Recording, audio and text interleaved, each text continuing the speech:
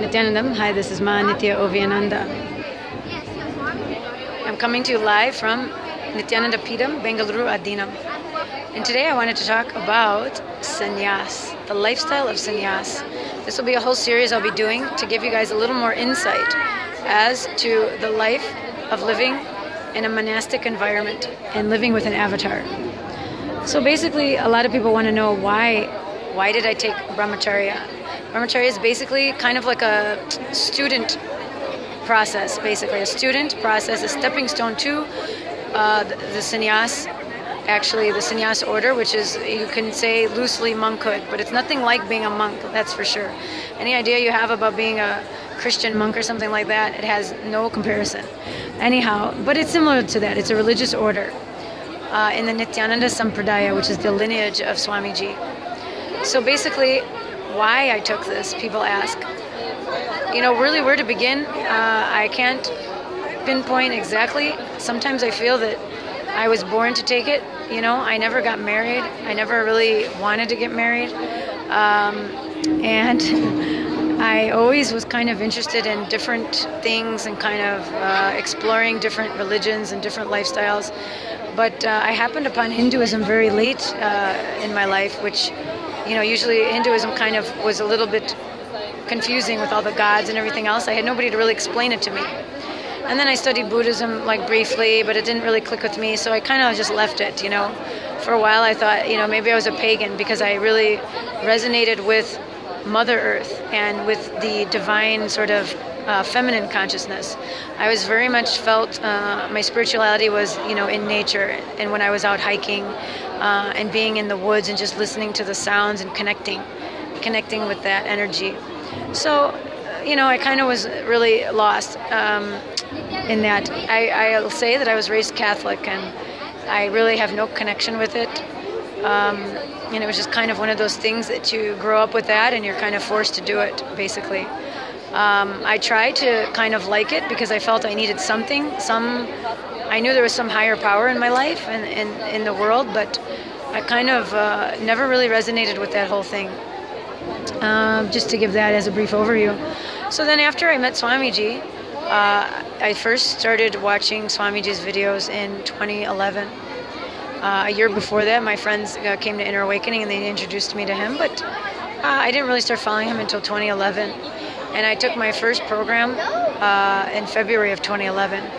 And basically that changed my entire life. I knew from that point that I needed to actually come to India. Like, I just knew from just that one weekend program on two-way video conferencing that I needed to meet this person.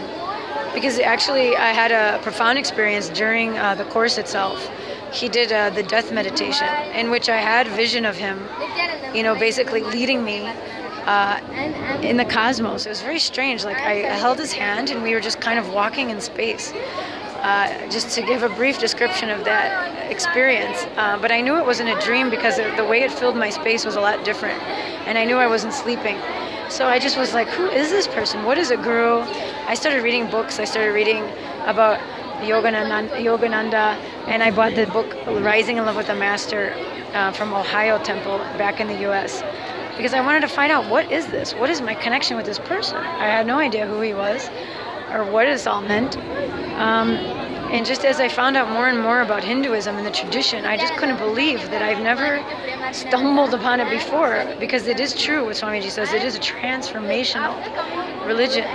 It is not like through force, or like, you know, the Christians wanting to convert people. Conversion is like a violence, actually, upon people. But Hinduism is not. It's such a beautiful transformation and a flowering of the being. You know, you come here and you meet Swamiji and you can do what you want. You can go back and you can live your life, or you can become a Hindu, or you can take sannyas, or you can be part of the Sangha, whatever you want. It's your choice. But one thing's for sure, Swamiji introduces you to yourself. He really opens up your being. And it's just an amazing thing. The whole guru-disciple relationship is just something that you can never really explain to somebody. Like Swamiji gives the example of the blind man. How do you explain the ocean or the sunset to a blind man? Because they've never seen it before. So how can you describe that? You know, you can't unless you experience it, unless you dip your foot in the ocean and feel the water and have that salt get into your mouth. You can't really describe it to somebody. So in the same way, you can't really describe Swamiji or being around him to anybody. You just have to experience it for yourself. But I will say that it was the most amazing thing to meet Swamiji, and for him to be part of my life is such a gift. That's all I know. And I know that when I came in 2011 for the Inner Awakening program, the 21-day retreat, I walked in this place and I felt like I was home. And I just, during meditation, for the first time, I just remember thinking, I need to be part of this. I need to be in it. At that time, we were called ashramites. And it kept coming up in my head. Even during meditation, my mind was basically, the thoughts per minute were very low. But they kept coming up in my mind, ashramite, you know, and I'm like, why is this coming up? You know, what am I supposed to leave and come here? You know?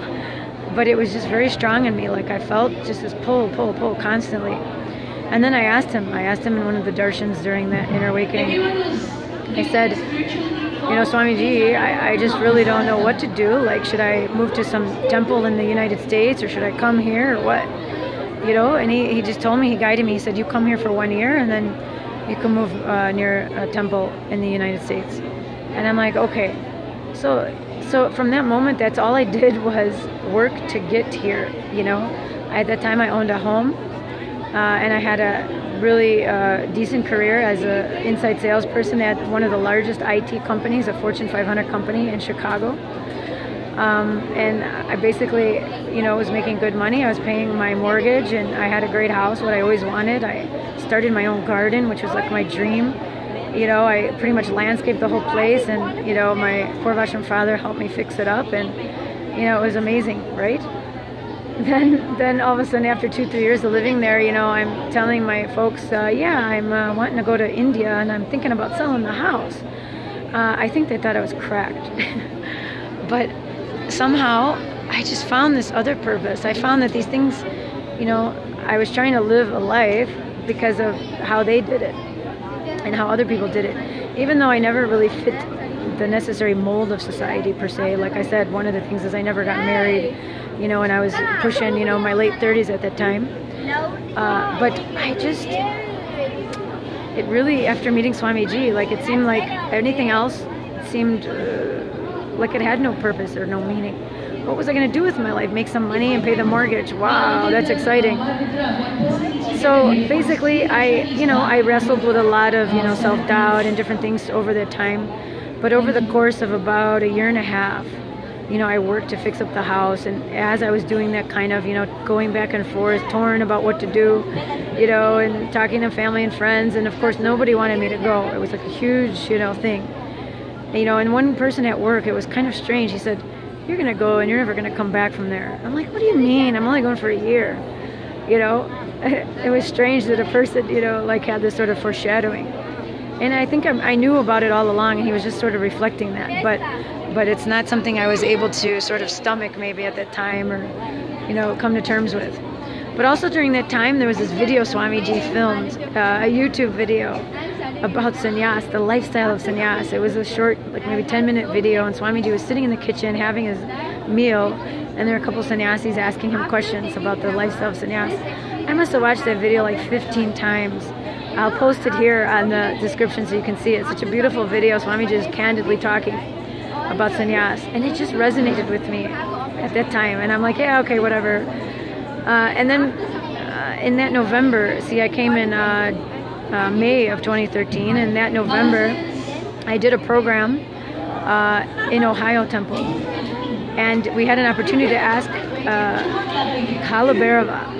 Swamiji was getting into Kalabhairava Baba and answering people's questions. And I had a question, you know, basically I was still having a little self-doubt, but I wanted to know, what did he say? So I wrote this spiel about, you know, Kalabhairava, Lord Kalabhairava, what should I do? What should I do with my life? You know, I said, am I supposed to have, what career should I take up, or should I, you know, move to the ashram kind of thing? Before they even got 5 words out of my question, you know, because my question was like a 2-part question, and it was kind of long. And like they said, you know, my name, and, you know, she's asking about what career should she, and all of a sudden he just thunders, you know, you're gonna, what did he say exactly? I don't remember exactly, but he just, Kalabhairava thundered this thing, and he said, you're gonna be a successful sannyasi, a successful enlightened sannyasi of Nithyananda Sampradaya. And I was like, whoa. And when he said that in me, I had a strange feeling of this big energy in my inner space, and also this calmness. Like, yeah, he's right. That's what I'm gonna do. You know, like, it was a very strange feeling that I never had before. It was like this knowing, like he finally told me what I was waiting to hear, like confirming what was there maybe, you know, or something. And this huge like energy ball I felt in the center of my chest, you know. And I was like, whoa. So anyhow, then of course from that, you know, then I was really crazed about the whole thing, and I just felt like this pull that just would not leave me. It just would not leave me no matter what I did, you know. So then I came to the ashram, and I did a year of Ananda Yogam, and during that whole time, of course, that whole question of should I take sannyas, should I take brahmacharya? And at that time, it wasn't like, you know, see, now Swamiji's just initiating people into Krama brahmacharya, or Bhautika brahmacharya now, as we're calling it per the agamas. I was, you know, a little nervous, you know, it's like a commitment, and I wasn't into commitments. You know, I never got married. The biggest commitment was my house. And I had a job for 10 years, you know, my career in the sales job. But it wasn't really like this, you know. But I just know one thing. That love, that feeling of love and connection to Swamiji, you know, because, okay, maybe my love is, what does my love mean really? But there's definitely some deep connection and a knowing that no matter what happens, I'm connected to Swamiji forever. That's all. No matter what. And that feeling of wanting to be part of him, part of what he's doing, and part of the mission forever, because I believe so much in what he's doing and how he's transforming people. And I feel that every single person in humanity, whether they convert away from Christianity and transform into Hinduism or not, they'll definitely get a huge benefit to what Swamiji's doing. And I believe every single person should meet him. But anyhow, so I went through that whole year of kind of like knowing that that's what I was going to do, yet trying to be in this big game I was playing with myself, you know, this kind of internal war. But anyway, leading up to the point where I decided, yeah, I'm doing it, come on, what am I playing this game for? And it was funny because I was asking one of the senior sannyasis, Ma Yanatma Swami, you know, like, because I would talk to some of them, you know, and ask them about it. And of course, in her blunt, simple way, where she never has too many words, she says, if you weren't supposed to be a sannyasi, it would never even enter your mind. And I was like, I thought, wow, that's pretty, you know, it's pretty good. That makes a lot of sense, you know. So, and it's true. Like, why would it even enter my mind? It would never even enter my being at all. If that's what I was not supposed to do, it wouldn't even be there. But yet it was haunting me, basically. I was like wanting this so much, but yet, you know, having a little bit of that self-doubt, wondering, you know, just having that pattern. So to make already a long story short, I decided to take the jump. So I'll explain more about that in my next video, but I just want you to know that being around Swamiji and being part of his teamly, basically, because when you take up the vows and the lifestyle of sannyas, it's a whole different thing. You can be part of the Sangha, you can even be a Sri Mahant or a Kotari or any of those things, but when you take up the kavi cloth, when you take it from his hand, when you touch his feet, you become part of that family, Nithyananda Sampradaya, the monastic order. And there's something so profound about it. When you put on the kavi cloth in the morning, it's like you're surrounded with his hug, like you're surrounded with that energy. It's just it's indescribable. And we're all here supporting each other. All of us brahmacharyas and sannyasis, we're all here supporting us because our goal is to evolve. Our goal is to be with Swamiji. He is our universe. He's the center. And our goal is to help each other along the way. So our goal is to always bring us back to Swamiji, always bring us back to that integrity with him. You know, and we're here to support each other, and it's such a strong group of people, and it's such a strong life. It's totally different than what you'd experience, and it's very important to understand this. again, I'm going to pause this. One moment. So anyway, it's very loud in here this evening, so sorry for the background noise. But anyhow, it's an amazing experience. And anybody who's had the thought cross their mind, you too must be somebody that is made to take sannyas. And I'll explain more details about my interesting and wonderful stories living around His Holiness Paramahamsa Nithyananda, the Avatar, as we lovingly call Swamiji. I will explain more later. Thanks for watching this video. Nithyanandam.